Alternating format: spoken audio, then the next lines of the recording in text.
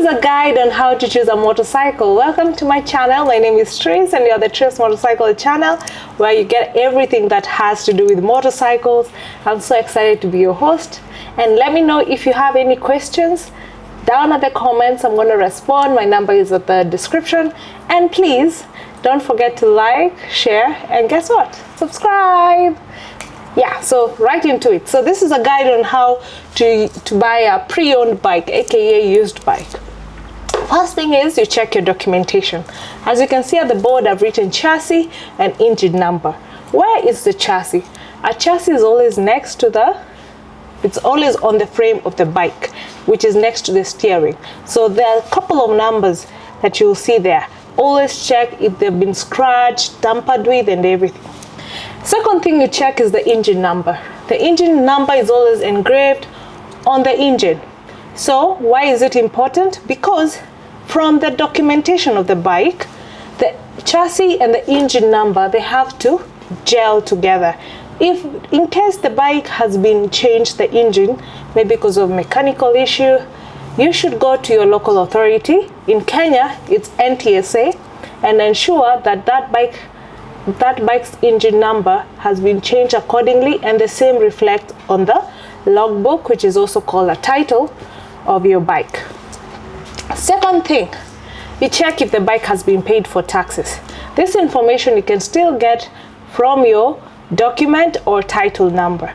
Sometimes if you buy a bike from the United Nations staff and employees, they're always duty exempted. So if you're buying from a United Nations employee, make sure they've paid the duty before they sell you a bike.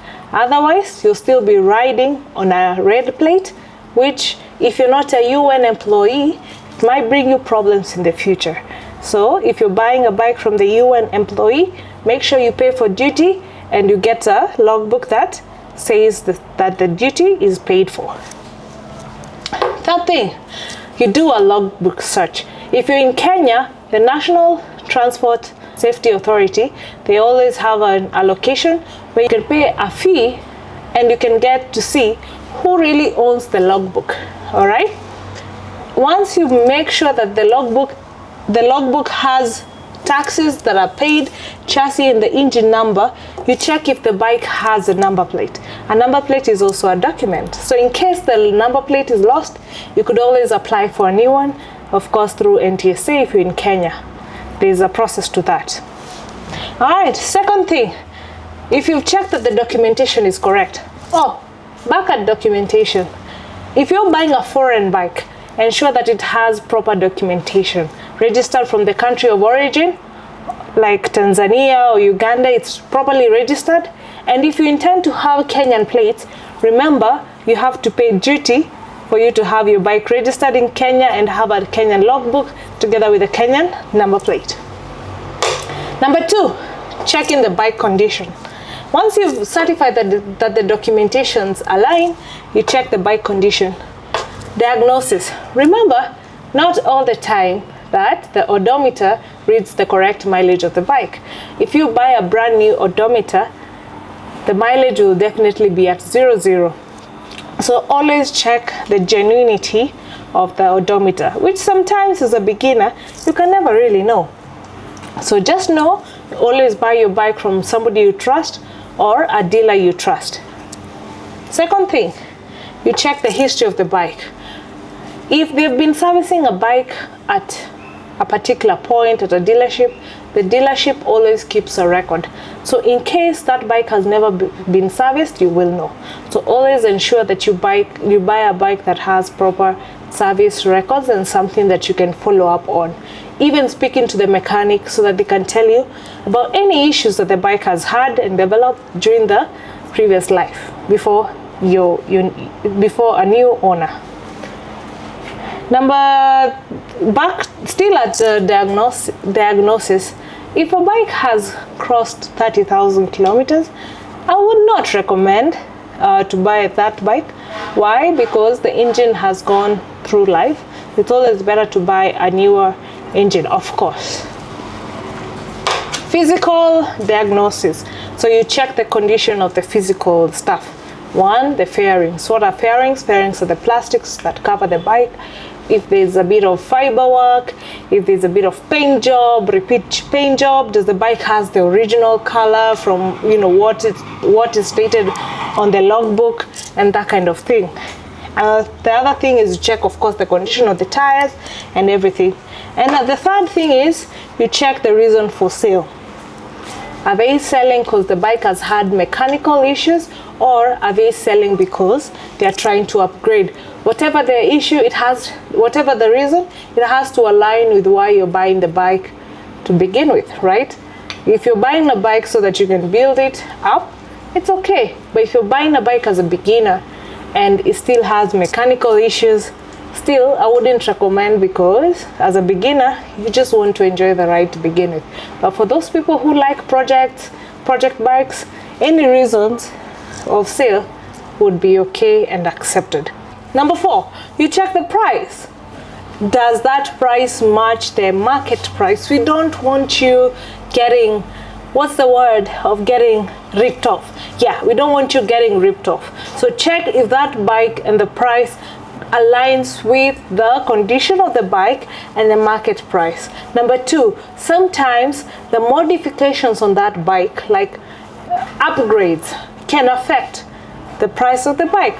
Let's say, for example, the bike has new carbon fairings and stuff like that. That will definitely affect the price. And the other thing is the year of the bike. If it's a newer model, of course the price will be a little bit high, unless, of course, depends on the owner and how much they like you. So make sure that the price aligns to the market price and it's reasonable, okay? Yeah, so number 5, after everything is checked, before you ride off, make sure you have a sales agreement. The sales agreement actually protects you, both the buyer and the seller, all right? So make sure you have a sales agreement. What are some of the things in the contents on a sales agreement? Number 1, the name of both the buyer and the seller, the terms. Some sellers will tell you that the bike has been bought as is. That means that you have accepted the bike, you check the condition, and you are willing to pay X price.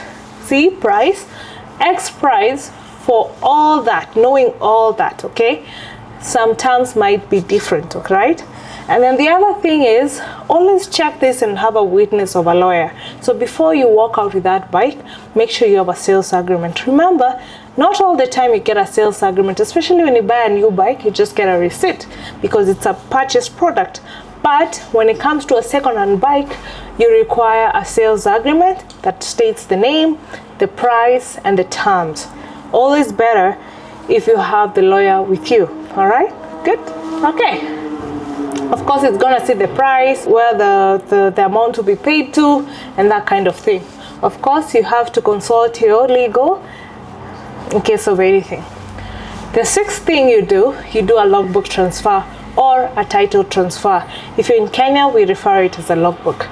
How do you go about that? Simply log in into your eCitizen account, NTSA, and then you pay a small fee of 1,580 for motorcycles, and then you get your logbook transfer. And before you go, make sure you accept the transfer by logging in to your eCitizen account. So the seller or the person who the logbook is under, if the logbook says whichever name, that particular person has to log into their portal and transfer the logbook to you. What will they ask for? They'll ask for your ID number and your KRA PIN number, Kenya Revenue Authority number.